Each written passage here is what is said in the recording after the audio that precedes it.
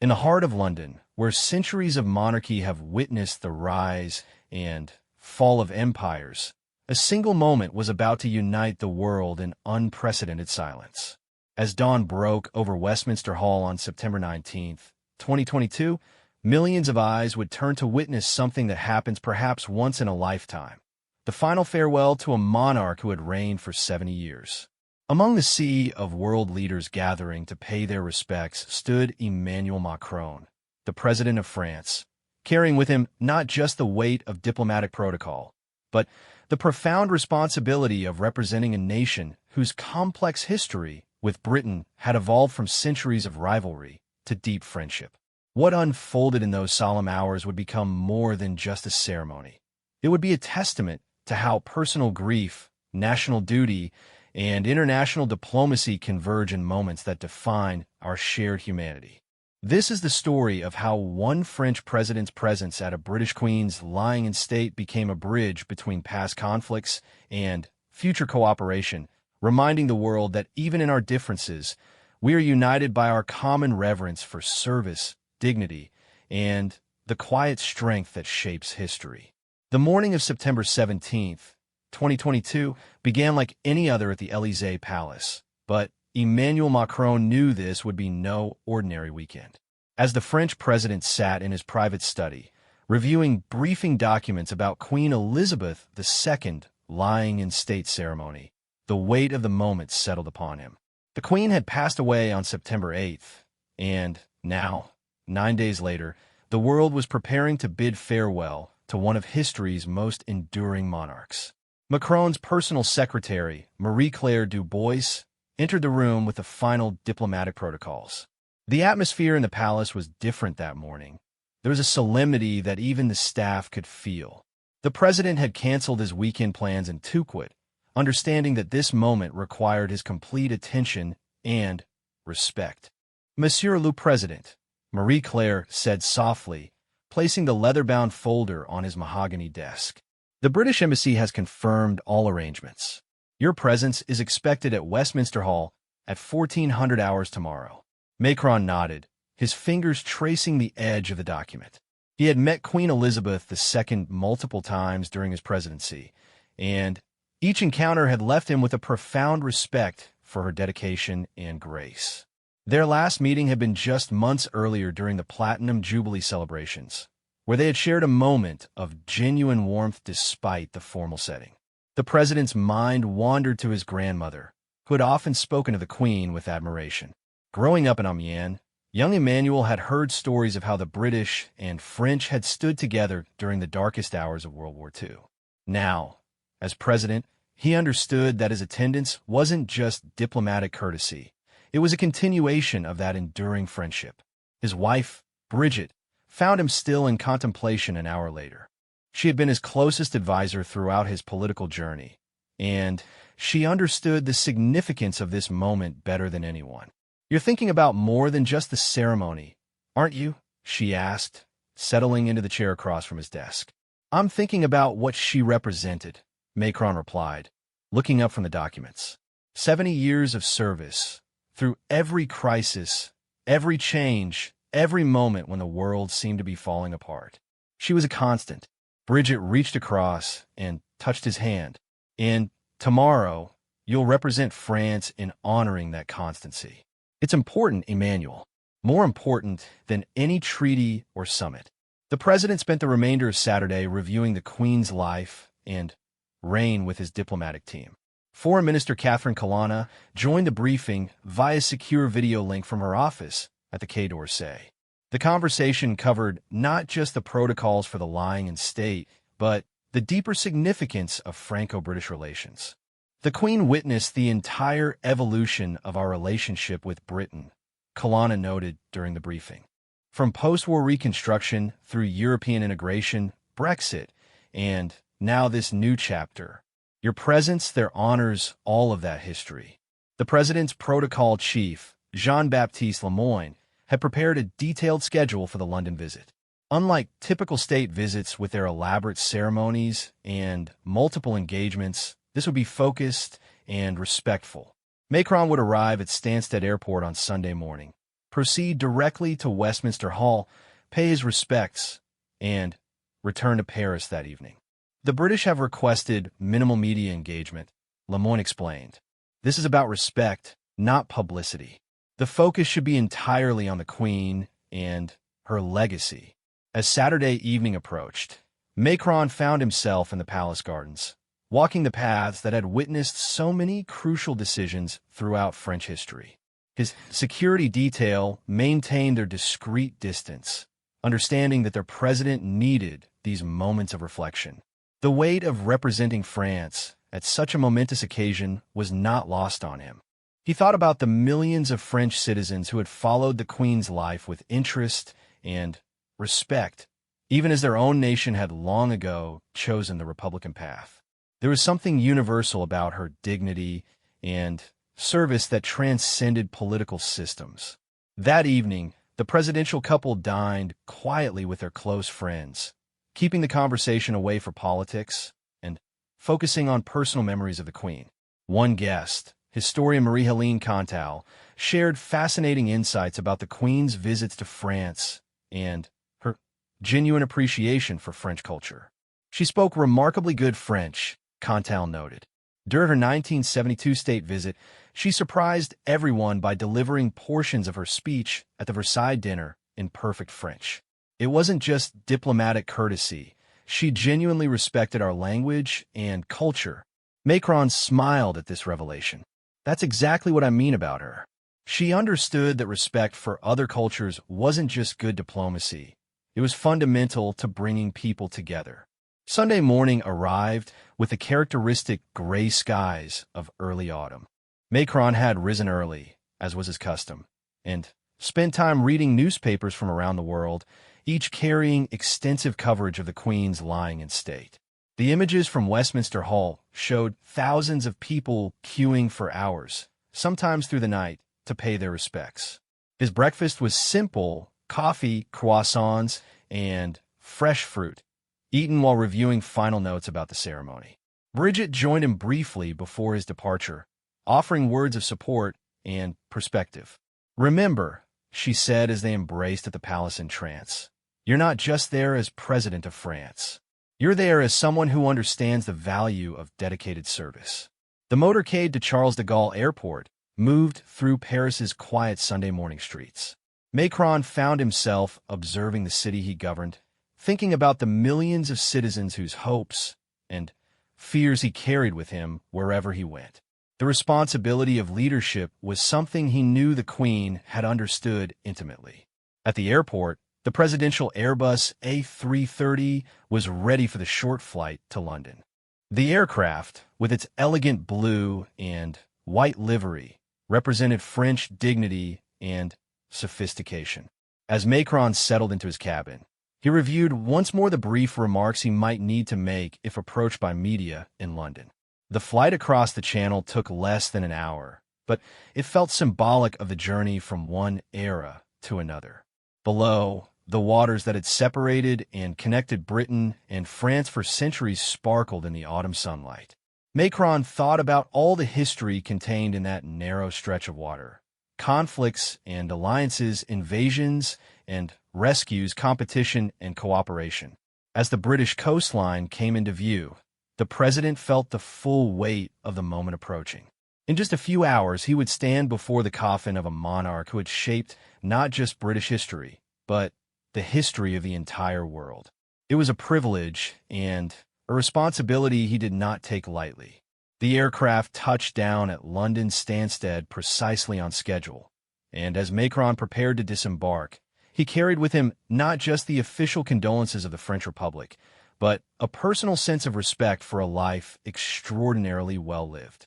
The ceremony awaiting him would be unlike anything he had experienced as president, and he was determined to honor both the Queen's memory and the enduring friendship between their two nations. The wheels of the presidential aircraft touched British soil at exactly 11:47 a.m., and as Emmanuel Macron descended the steps onto the tarmac at London Stansted, he was immediately struck by the atmosphere of profound respect that had settled over the United Kingdom. Even the airport staff, normally focused on the efficiency of their operations, moved with a quiet dignity that reflected the national mood. British Foreign Secretary James cleverly was waiting at the foot of the aircraft steps, his face bearing the solemn expression that had become universal across Britain in the days following the Queen's death. As the two men shook hands, there was an understanding that transcended the usual diplomatic pleasantries. This was about something much deeper than international relations. "Mr. President," cleverly said quietly, "thank you for being here. It means more than you might realize to the British people." Macron nodded, his response equally measured. Queen Elizabeth was not just Britain's monarch. She was a symbol of stability and grace for the entire world. France is honored to pay its respects. The journey from Stansted to central London provided Macron with his first real glimpse of a nation in mourning. Along the motorway, digital signs displayed simple messages: "Thank you, Your Majesty," and "Elizabeth II, 1926 to 2022. At service stations and overpasses, people had gathered with flowers and Union Jack flags, not in celebration but in quiet tribute. Inside the official car, Macron found himself in conversation with the British ambassador to France, Minna Rawlings, who had flown back from Paris specifically for this occasion. She provided context for what they were witnessing along the route. "The queue to see Her Majesty lying in state is now over 4 miles long," she explained. "People are waiting 8 to 10 hours, sometimes through the night. We've never seen anything like it, not even for the Queen Mother's funeral in 2002. The president observed the landscape passing by, noting how, even in their grief, the British people maintained their characteristic orderliness. There was no chaos, no pushing or shoving, just patient, respectful queues of people from every walk of life united in their desire to pay their respects." As they entered London proper, the signs of mourning became even more pronounced. Black flags flew from public buildings, shop windows displayed portraits of the Queen, and everywhere there were flowers. Millions of bouquets left by ordinary citizens who had felt compelled to mark this moment in their nation's history. The motorcade passed through areas where Macron had visited before during state visits and international summits, but everything looked different now. The usual bustle of London life had been replaced by something more contemplative.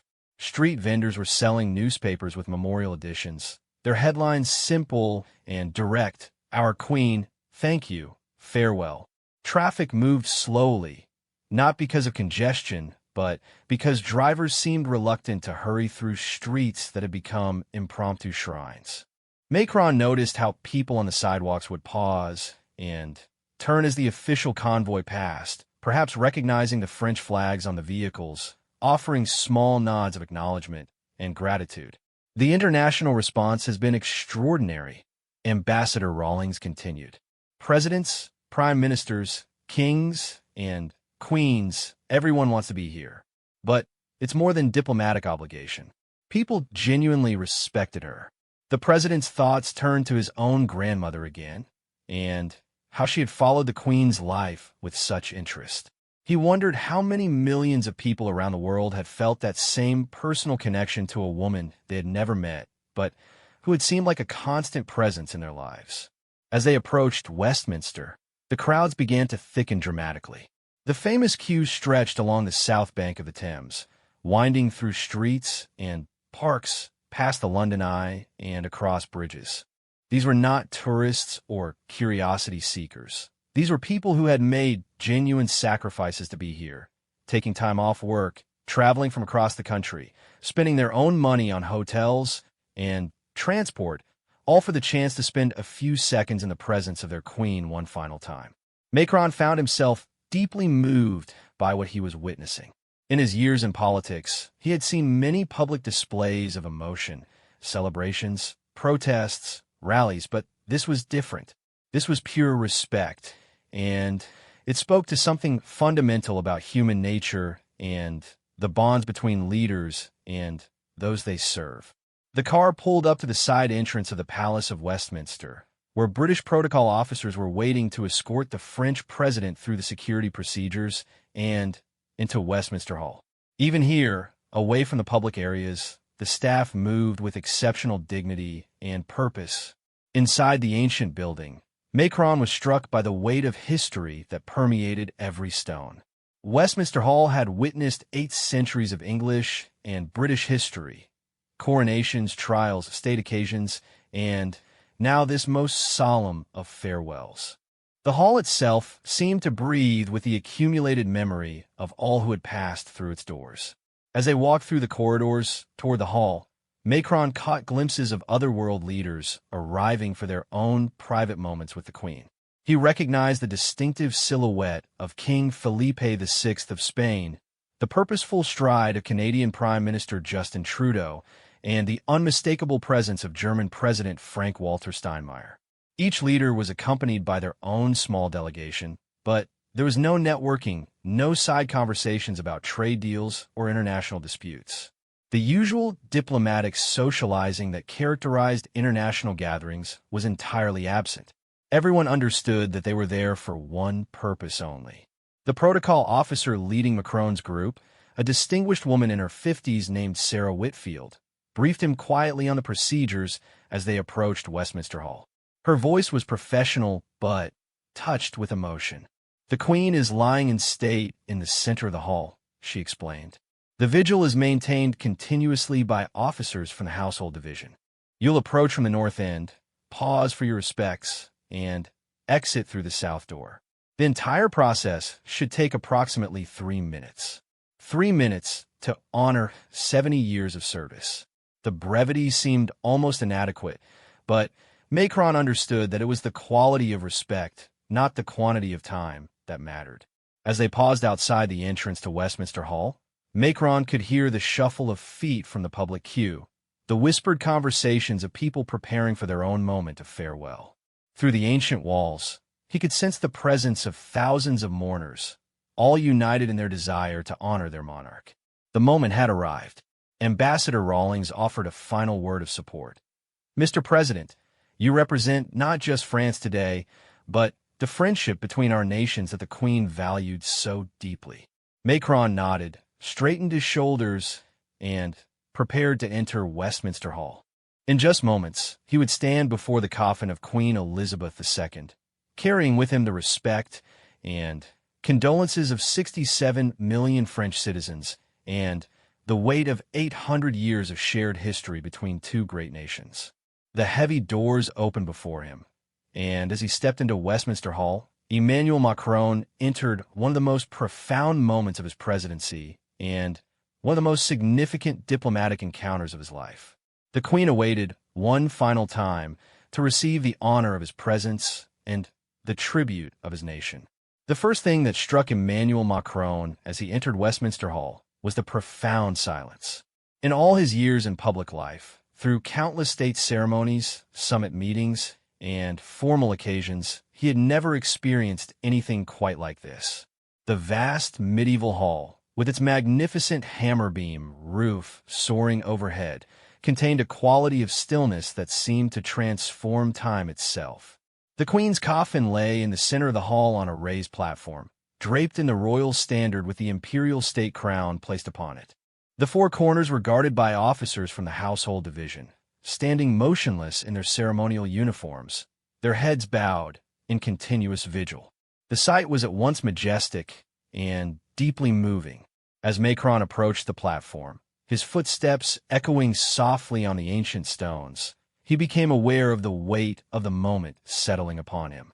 This was not just a diplomatic protocol or a ceremonial obligation. This was a personal encounter with history, with legacy, with the mystery of a life dedicated entirely to service. The coffin itself was surprisingly modest for a monarch who had reigned over 16 nations and the Commonwealth. There was something profoundly democratic about this final equality. In death, even a queen was simply a human being who had lived, served, and now rested in the respect of her people. Macron paused at the appropriate distance, as protocol dictated, and bowed his head in silent tribute. In those moments, his mind filled not with diplomatic considerations or political calculations, but with personal memories of his encounters with the Queen.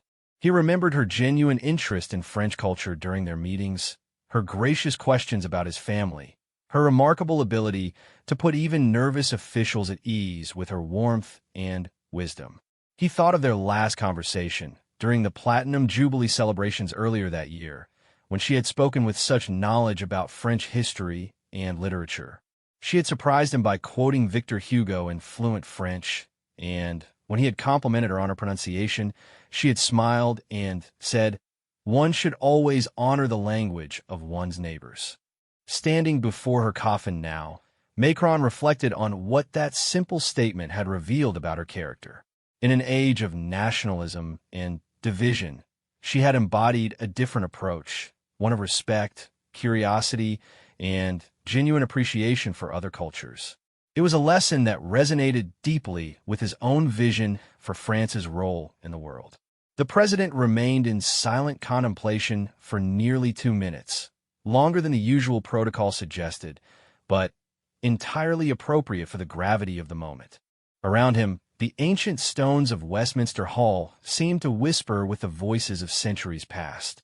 This building had witnessed the trials of Guy Fawkes, the lying in state of Winston Churchill, countless moments of British history, and now this final farewell to the longest-serving monarch in the nation's history.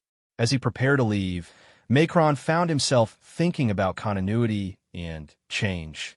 The Queen had been a bridge between the Britain that emerged from World War II and the modern nation grappling with its place in a globalized world.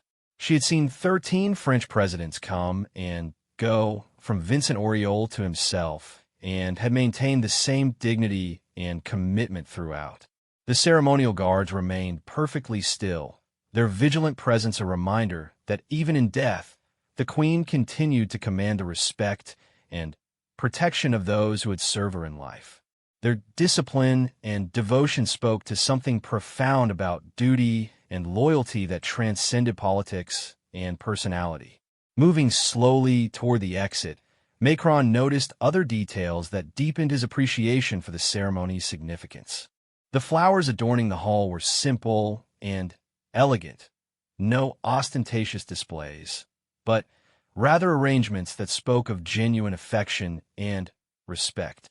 The lighting was subdued but warm, creating an atmosphere of contemplation rather than spectacle. Outside Westminster Hall, in a private area away from the public and media, Macron was joined by other world leaders who had completed their own tributes.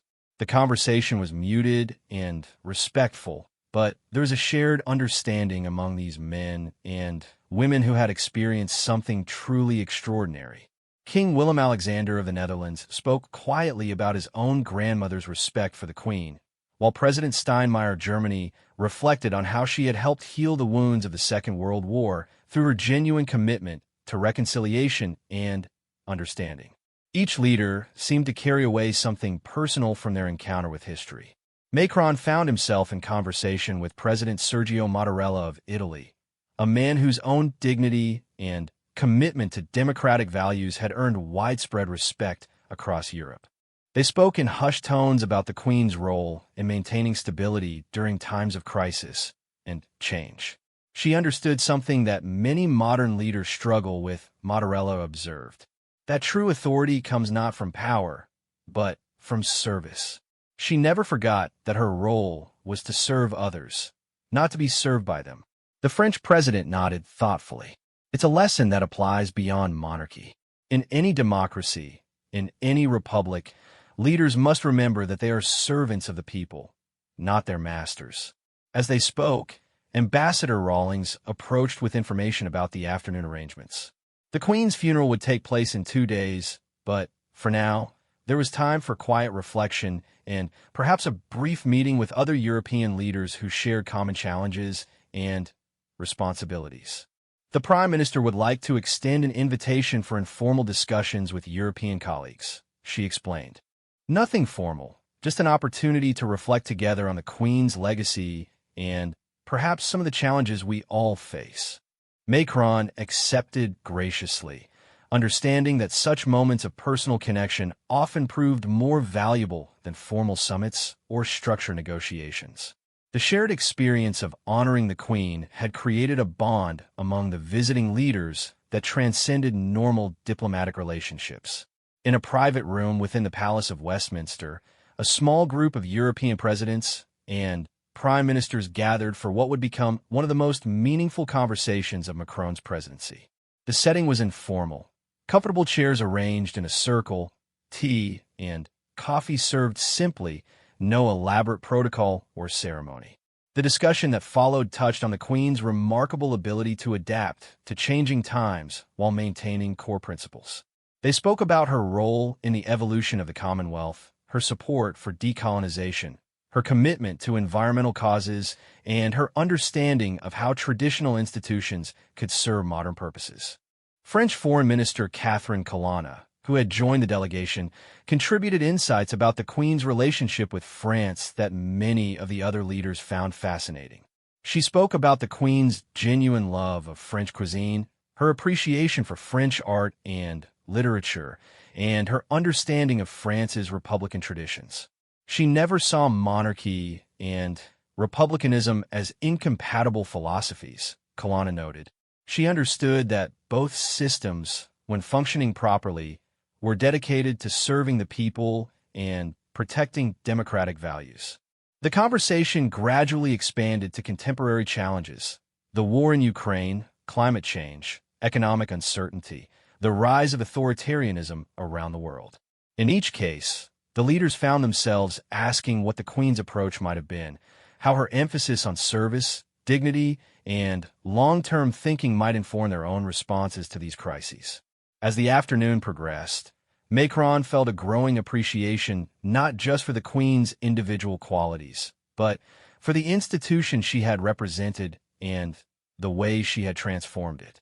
She had shown how traditional forms could serve progressive purposes, how stability could enable rather than prevent positive change. The president's mobile phone buzzed with messages from Paris, updates on domestic issues, international developments, the usual flood of information that accompanied him wherever he went. But, for once, he felt no urgency to respond immediately. The perspective gained from this day, from this encounter with a life so completely dedicated to service, seemed more important than any immediate crisis or political calculation. As evening approached, and the time came to return to Paris, Macron realized that his brief visit to London had provided him with something unexpected, a renewed sense of purpose and perspective about the true meaning of leadership.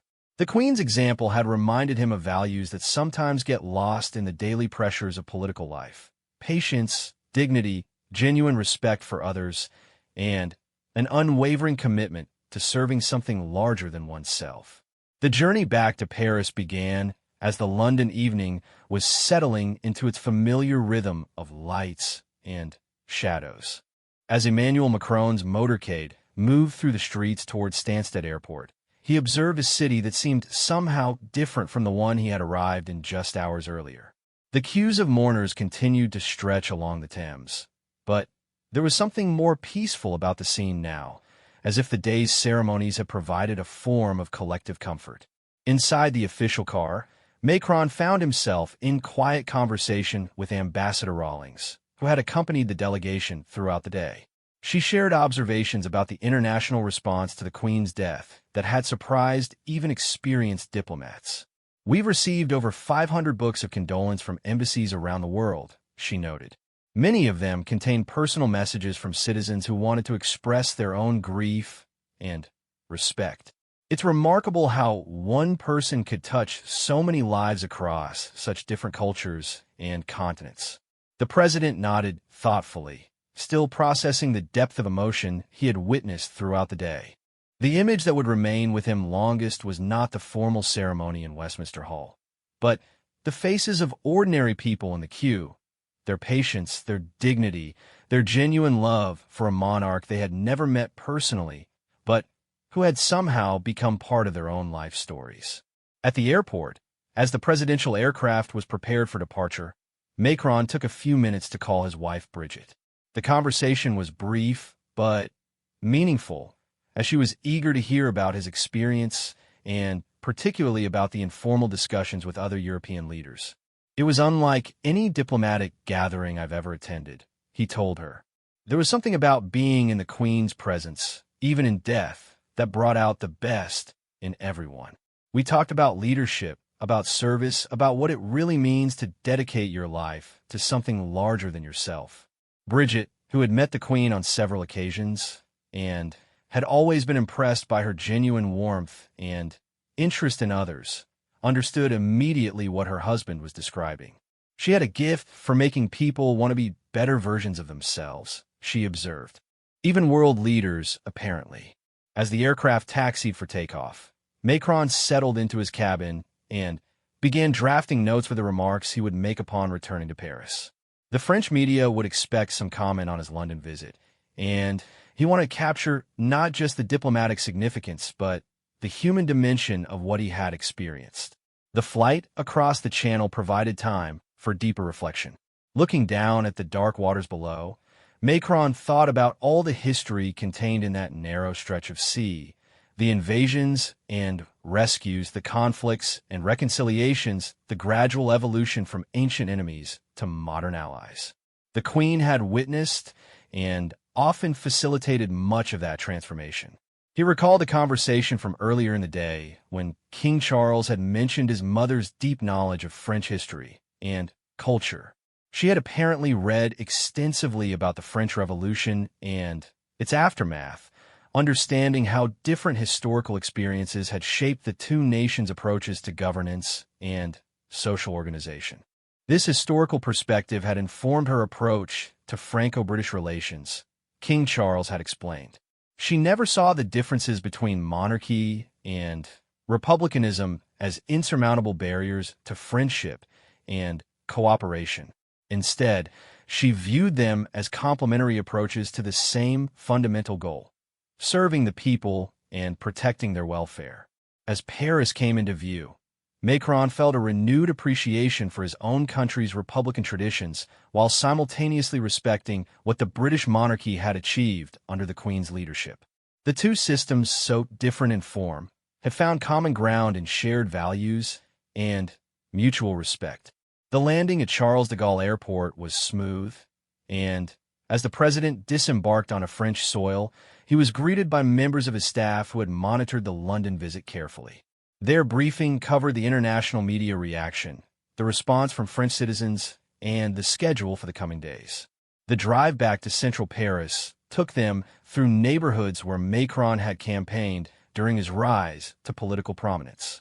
Looking out at the familiar streets and buildings, he found himself thinking about the continuity and change that define all democratic societies. The Queen had mastered the art of embodying continuity while enabling change, and there were lessons in that approach for any leader in any system. At the Élysée Palace, Macron's first stop was his private study, where he spent an hour writing personal reflections on the day's events. These notes, he knew, would be valuable for future speeches and policy decisions, but they were also important for his own understanding of what leadership meant in the 21st century. The day's experience had reinforced several key insights that would influence his remaining years in office. First, the importance of being genuinely present for the people he served, not just during crises or celebrations, but as a constant, reliable presence they could trust and respect. Second, the value of institutional stability in providing the foundation for democratic governance and social progress. Most importantly, the Queen's example had reminded him that effective leadership often involves sublimating personal ambition to serve larger purposes. This was a challenge for any politician, but especially for those in systems where personal charisma and individual achievement were highly valued. That evening, Macron hosted a dinner for close advisors and family members, sharing insights from his London experience and discussing how these might inform future policy directions. The conversation covered domestic challenges facing France, the ongoing war in Ukraine, climate change initiatives, and the broader question of how democratic nations could maintain unity and purpose in an increasingly fragmented world. Foreign Minister Kalana, who had remained in London for additional meetings, joined the dinner via video link to share her own observations about the day's events. She had been particularly struck by the quality of dialogue among European leaders and the potential for building on the relationships established during this solemn occasion.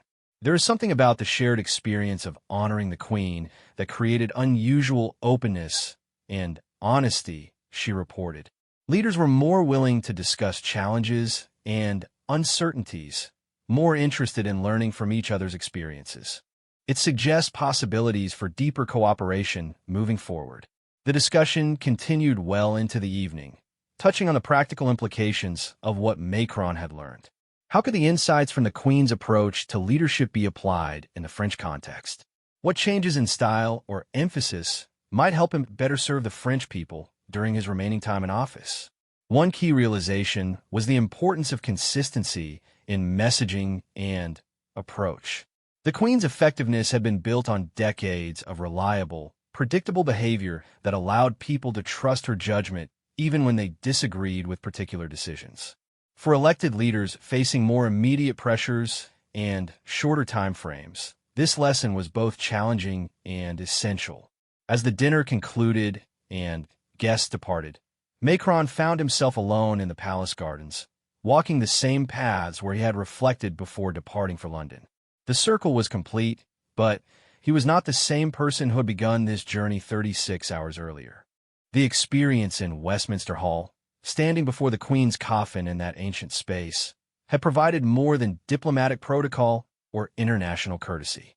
It had offered a profound lesson about the nature of service, the meaning of dedication, and the possibility of finding purpose that transcends personal ambition or political calculation. In the days that followed, as France continued to deal with economic challenges, international tensions, and domestic political pressures, Macron would find himself returning repeatedly to the memory of that silent, dignified figure lying in state in Westminster Hall. The Queen's final lesson was perhaps her most important, that true greatness in leadership comes not from what you achieve for yourself, but from what you enable others to achieve for themselves. The French president's attendance at the Queen's lying in state ceremony had begun as an obligation of international diplomacy. It had become something much more valuable, a reminder of what public service could be at its highest level, and a source of inspiration for his own remaining years in the most demanding job in French politics. As Macron finally retired to his private quarters in the early hours of Monday morning, he carried with him not just the memory of a remarkable day, but a renewed sense of purpose and responsibility that would influence every major decision of his remaining presidency. The Queen's final gift to the leaders who came to honor her was a masterclass in dignity, service, and the quiet but powerful leadership that shapes history without seeking credit or glory. In honoring her memory, they had discovered something valuable about their own capacity for greatness, their own potential to serve something larger than themselves. For Emmanuel Macron, the boy from Amiens who had become president of France, it was a lesson that would resonate for the rest of his life.